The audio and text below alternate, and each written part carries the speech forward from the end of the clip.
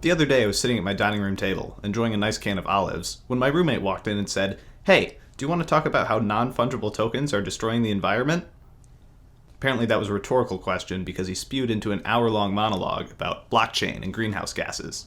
It was a lot of information, but I think I was able to condense it into a consumable and helpful description of what NFTs are and why people buy and sell them. I'll use that information to look at a specific case study, as well as taking a broader look at NFTs in general, and answer the question, is it ethical for artists to sell their work as non-fungible tokens?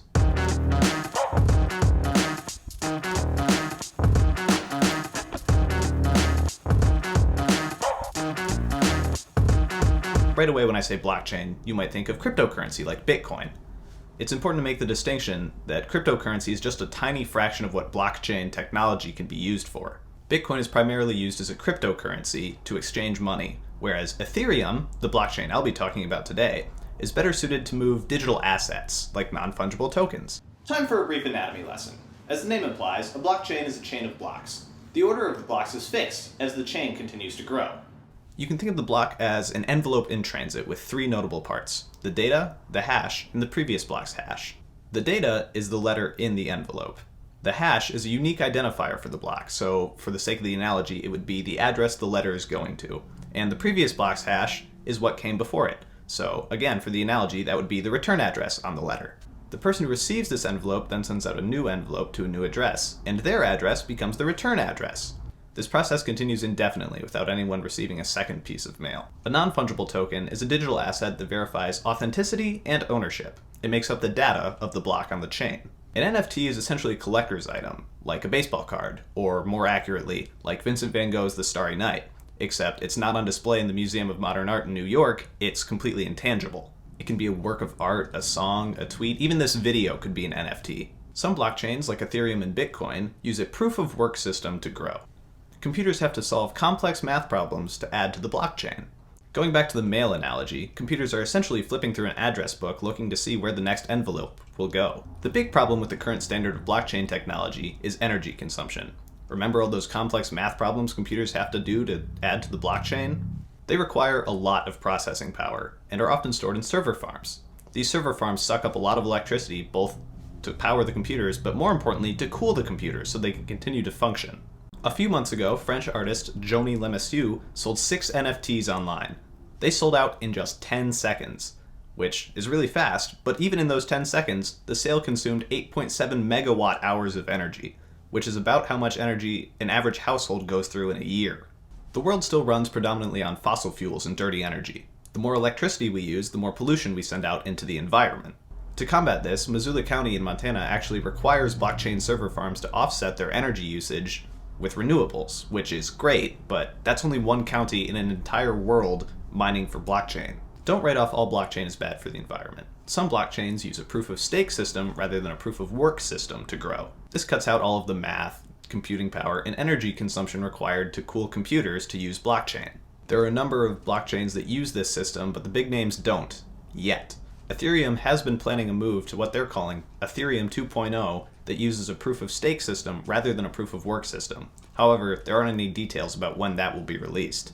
The important takeaway is that there's an environmentally safe alternative for the future of blockchain.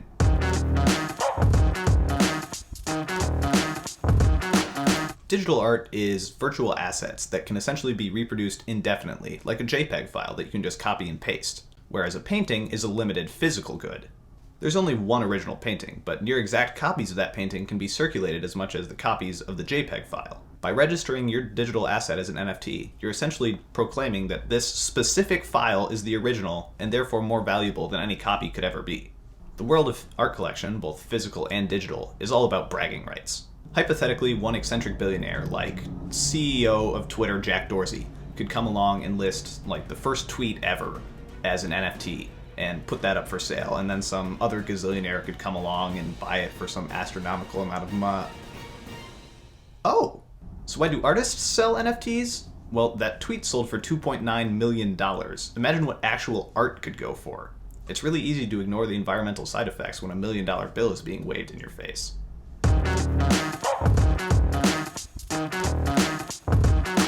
Now, to introduce the main case study I'm looking at, we need to zip back in time 20 years, to March 26th, 2001.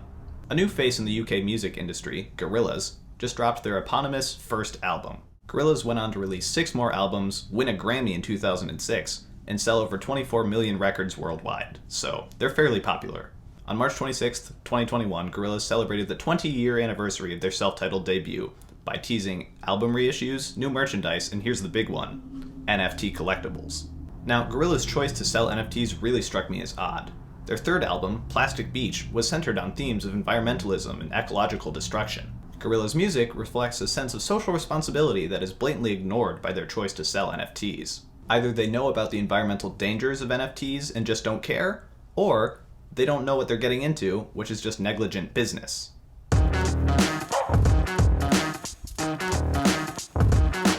It's tough to argue that Gorillaz' choice to sell NFTs is backed by any moral high ground. It's pure capitalism looking for a quick buck.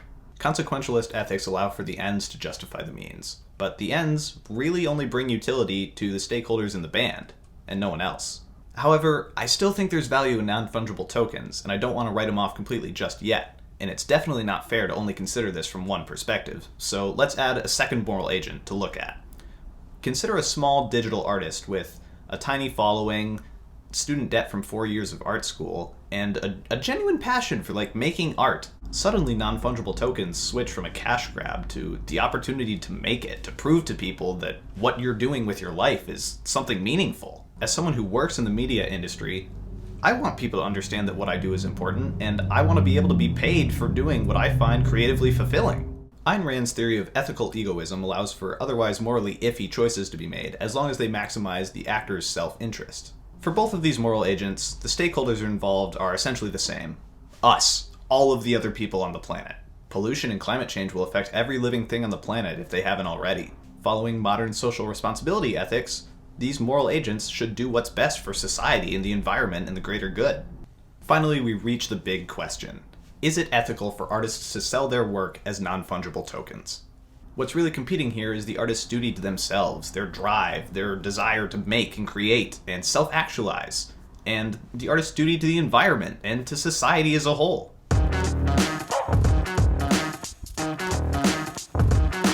The way I see it, it's pretty cut and dry that Gorillaz' choice to sell NFTs is unethical, uninformed, and indefensible. As much as I love supporting art and artists, I don't think artists should sell their work as NFTs whatsoever.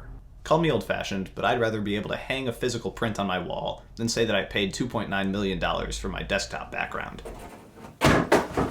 Because an NFT can be anything, a GIF of an animated cat, some kind of graphic design work, a video, a tweet, a song, it's really hard to pinpoint an authority who could establish a general code of ethics for how artists should deal with non-fungible tokens. That's why I think a panel of prominent artists ranging from all areas of digital art should get together and create some kind of code of ethics for all digital artists who want to work in the world of NFTs. Ideally, this code of ethics would just say, hey, don't use them, but maybe there could be some defensible reason they could come up with. As much as I love consuming and making art, I cannot justify supporting artists at the cost of the environment, and I don't think it's ethical for artists to create and sell digital art as NFTs.